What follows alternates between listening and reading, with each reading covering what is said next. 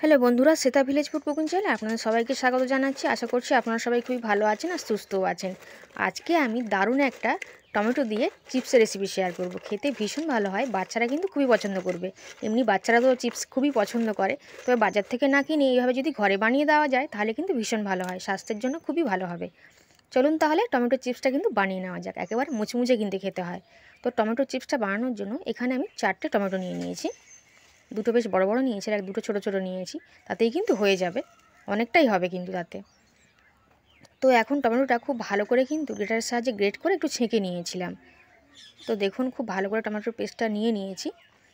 আর এই টমেটো পিউরিটার মধ্যে দিয়ে দিচ্ছি লবণ আর দিয়ে দিচ্ছি সামান্য পরিমাণে হলুদ গুঁড়ো। খুব ভালো করে কিন্তু এভাবে মিশিয়ে নেব। এইভাবে কিন্তু বানিয়ে দেখতে পারেন বাড়িতে, বাচ্চা থেকে বড় সবাই খুব পছন্দ করবে। আর বানিয়ে কিন্তু বেশ রেখে দেওয়া যায় একটা এয়ার টাইট কন্টেনারের মধ্যে। আর খুব সুন্দর করে দেখুন এইভাবে মিশিয়ে নিলাম। আর এটা এইটুকু টমেটো পিউরি দিয়ে কিন্তু অনেকটাই বানানো যাবে। এখানে আমি কিছুটা পরিমাণে ময়দা নিয়ে নিয়েছি, আটা দিয়েও বানিয়ে নিতে পারবেন। মোটামুটি ময়দাটা একটু বেশি লাগবে, তবে আমি এখানে নিয়েছি পরিমাণ মতন, একটা বুঝে নিয়েছি। আর টমেটো পিউরিটাকে দিতে হবে আর ভালো করে কিন্তু মেখে নিতে হবে, কোনো রকমের জল কিন্তু ব্যবহার করা যাবে না এখানে। টমেটো পেস্টটা দিয়েই কিন্তু মাখতে হবে আটাটা বা ময়দাটা। তো আমার কিন্তু এখানে একদম মাপেই হয়ে গেছে। দেখুন অল্প অল্প করে দিচ্ছি আর কিন্তু মেখে নিচ্ছি। একটা ডো কিন্তু রেডি করতে হবে, আর ডোটা কিন্তু একটু শক্ত করে রেডি করতে হবে। খুব একটা নরম করলে কিন্তু ভালো হবে না, মানে একটু কাটতে গেলে অসুবিধা হবে। তো খুব সুন্দর করে একটা ডো কিন্তু মেখে নেব। তো দেখুন এরকম একটা ডো কিন্তু রেডি করে নিয়েছি, আর এখানে কিন্তু আমার কোনো রকমের ময়দার প্রয়োজন পড়েনি। এখন এখান থেকে মিডিয়াম সাইজের কয়েকটা লেচি আমি কেটে নেব। তো লেচিগুলো কেটে নিয়েছি, ভালো করে গোল করে হাতের মধ্যে রেখে চ্যাপটা করে প্রেস করে নিতে হবে, মানে যেরকমভাবে পরোটা বেলা হয় না, ওরকমভাবে একটু রেডি করে নিতে হবে এগুলোকে। এবার এগুলো গোল করে রেডি করে নিয়েছি। এবার বেলে নেবো পরপর রুটিগুলোকে। একটু অল্প করে ময়দা ছড়িয়ে দেবো, দিয়ে রুটিগুলো পরপর বেলে নেবো। আমি সব কটা রুটি কিন্তু একসঙ্গে বেলে নেবো। আর খুব মোটা করেও বেলবো না আর একদম পাতলা করেও না, মোটামুটি মিডিয়াম হবে। তো একটা বড় রুটির মতন করে কিন্তু আমি বেলে নিয়েছি দেখুন। আর একটা কাঁটা চামচ নিয়ে নিয়েছি, ছিদ্র করে নেব যাতে করে ফুলে না ওঠে যখন তেলে ভাজা হবে। তো প্রত্যেকটা রুটি কিন্তু আমি এরকম ছিদ্র করে নেব। তো একটা কাঁটা চামচ নিয়ে নেবেন আর এরকমভাবে একটা ছিদ্র করে নেবেন।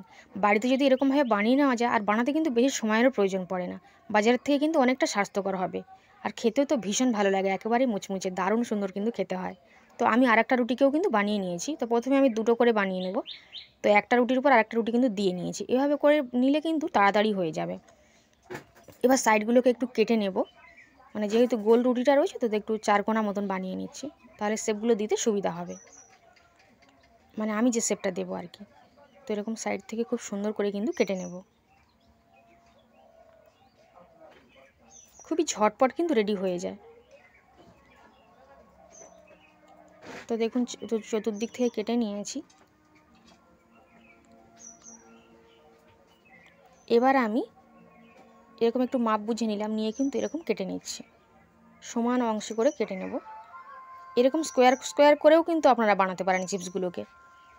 আমি একটার উপর একটা দিয়ে নিচ্ছি, যাতে করে কাটলে কিন্তু অনেকগুলো হবে, একটু সময়টা বাঁচবে এই আর কি। আর এই মাছিটা ততক্ষণ জ্বালিয়েই যাচ্ছে। তো এরকম দেখুন আমি এরকম ত্রিকোণা আকৃতি ট্রায়াঙ্গেল শেপে কিন্তু কেটে নিচ্ছি। এইভাবে বানালে কিন্তু বেশ ঝটপট বানিয়ে নেওয়া যায়। তো সমস্ত সবগুলো এভাবে রেডি করে নেব। আর দেখুন এভাবে বানিয়ে নিয়েছি, এবার একটা করে খুলে নিলে দেখুন কতগুলো হয়ে যাচ্ছে। এমনি আপনারা একটা রুটিকে এরকমভাবে সুন্দর করে স্লাইস করে কেটেও কিন্তু এভাবে বানিয়ে নিতে পারেন, বা এরকম শেপ না দিয়ে যদি স্কোয়ার শেপ দিতে চান সেরকমভাবে বানাতে পারবেন। তো দেখুন সুন্দর করে একদম পাতলা পাতলা হয়েছে বেশ, খুব পাতলা কিন্তু হবে না। তো সমস্ত সবগুলোকে এরকমভাবে আমি রেডি করে নেব, তারপর ভেজে নিলেই কিন্তু রেডি টমেটোর চিপস। বাচ্চারা তো ভীষণ পছন্দ করে, আর বড়রাও তো পছন্দ করে। এভাবে বানালে অনেকগুলো একসঙ্গে বানিয়ে নেওয়া যায়। তো দেখুন আমি মোটামুটি এই কটা বানিয়ে নিয়েছি, আর বাকিগুলো পরে বানিয়ে নেব, হাতে একটু সময় কম আছে। তো কড়াইতে তেল বসিয়ে দিয়েছি, তেলটা খুব ভালো করে গরম করে নিয়েছিলাম। তো তারপর কিন্তু যতগুলো কড়াইতে হচ্ছে আমি দিয়ে দিচ্ছি। তো এরকম ভয় নেই যে জড়িয়ে যাবে, বা এরকম সবগুলো একসঙ্গে দিয়েও যাওয়া যেতে কোনো অসুবিধা নেই, একটু তেল বেশি করে দিলে হয়ে যাবে। তো আমি দুবারে ভেজে নেব। উনানের জালটা একটু রেখেছি বেশ ভালোই। তো তো একটু উল্টে পাল্টে কিন্তু মুচমুচে করে লাল করে ভেজে নিতে হবে। আর একটু ভাজে থাকলে নাড়াচাড়া করলে কিন্তু এগুলো ফুলে যাবে। আর যেহেতু ছিদ্র করা আছে তাই ফুলে উঠবে না। তবে একটু সময় নিয়ে কিন্তু এইভাবে একটু সোনালি কালার করে ভেজে নিতে হবে। যে বন্ধুরা এই পর্যন্ত ভিডিওটা দেখেছেন তাদের কিন্তু অসংখ্য ধন্যবাদ। তো দেখুন এইভাবে একটা ঝাঁঝি নিয়ে নিয়েছি, এর থেকে বেশি লাল করে আর কড়া করে ভাজবার দরকার নেই। তো ঝাঁঝিটা নিয়ে নিয়েছি, তেলটা ঝারিয়ে কিন্তু তুলে নেব।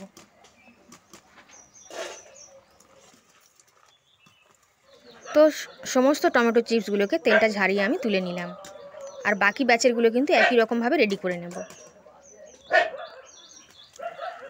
তো বাকি ব্যাচেরটা রেডি করে নিচ্ছি। তো তেলে একটু সাবধানেই ছাড়বেন যাতে হাত পুড়িয়ে না যায়, সেদিকে কিন্তু খেয়াল রাখতে হবে।